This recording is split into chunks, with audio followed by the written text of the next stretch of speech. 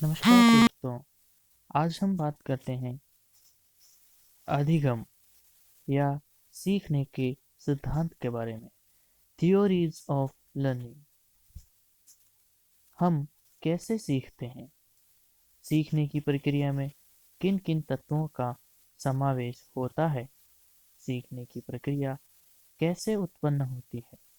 इस प्रकार के अनेक प्रश्नों के उत्तर ढूंढने के लिए मनोवैज्ञानिकों ने अथक प्रयास कर सीखने की वैज्ञानिक व्याख्या को अपने अपने ढंग से प्रस्तुत करते हुए विभिन्न सिद्धांतों का प्रतिपादन किया।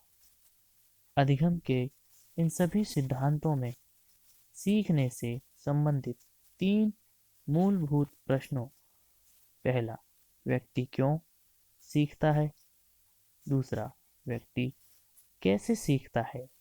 तथा तीसरा, व्यक्ति क्या सीखता है, के उत्तर देने के प्रयत्न किए गए हैं। साथ ही सीखने में सहायक और बाधक तत्वों की विवेचना भी प्रत्यक्ष अथवा अप्रत्यक्ष रूप से प्रस्तुत की गई है। मित्रों, यह चैप्टर रीट की परीक्षा में बहुत ही महत्वपूर्ण है, इसलिए इसे ध्यान से सुनें।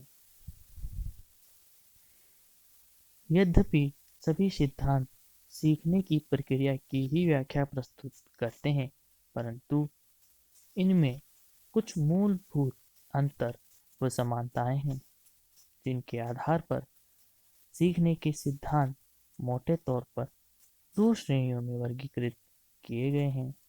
पहला, व्यवहारवादी सिद्धांत, बिहेवियरिस्ट थियरी, या उद्दीपन अनुक्रिया सिद्धांत, स्टिमुलस रिस्पॉन्स थियरीज, अथवा साहचर्य सिद्धांत, एसोसिएटिव थियरी।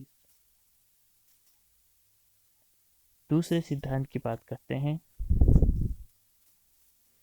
ज्ञान संरचनावादी अथवा संज्ञानात्मक संरचनात्मक सिद्धांत, कॉग्निटिव कॉन्स्ट्रक्टिव थियरीज, या उद्दीपन उद्दीपन सिद्धांत, स्टिमुलस स्टिमुलस थियरी, या फिर संज्ञानात्मक सिद्धांत, कॉग्निटिव थियरीज, या ज्ञानात्मक क्षेत्र सिद्धांत, कॉग्निटिव फील्ड थियरीज, या निर्मितवादी अथवा निर्माणवादी संरचनावादी सिद्धांत, कॉन्स्ट्रक्टिव थियरीज।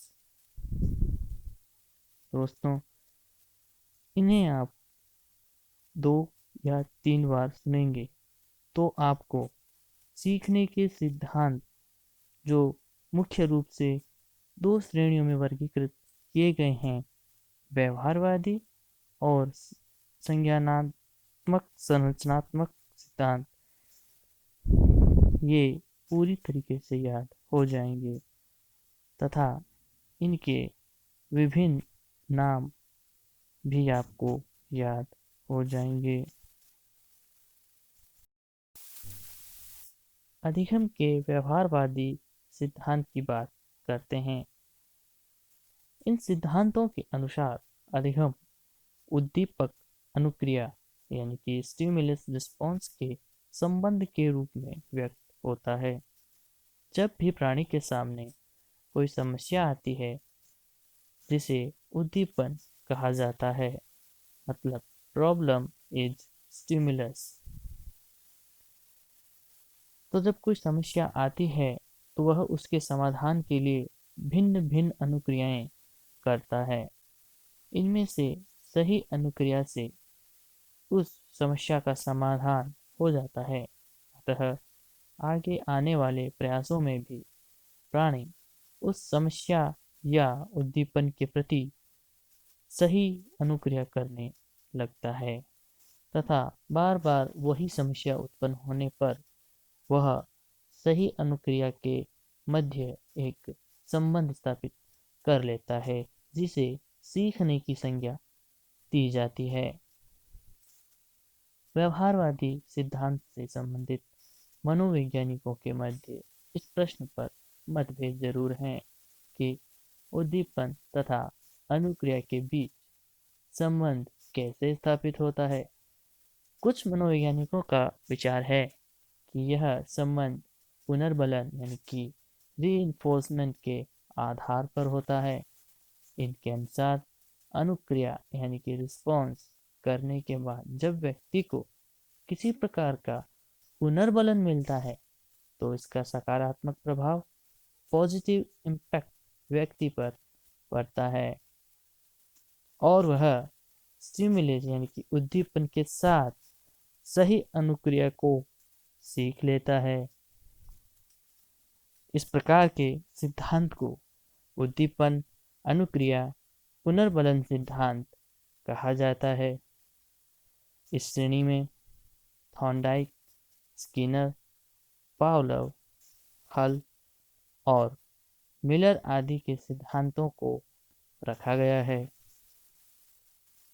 उद्दीपन अनुक्रिया के संबंध में सिद्धांत को मानने वाले कुछ मनोवैज्ञानिक ऐसे भी हैं जो यह मानते हैं कि उद्दीपन एवं अनुक्रिया के मध्य जो संबंध पुनर्बलन के कारण नहीं अपितु समीपता के बारे में, यानी कि जो समीपता होती है, जो फ्रीक्वेंसी होती है, बारंबारता होती है किसी चीज को करने की, उसके आधार पर संबंध बनता है।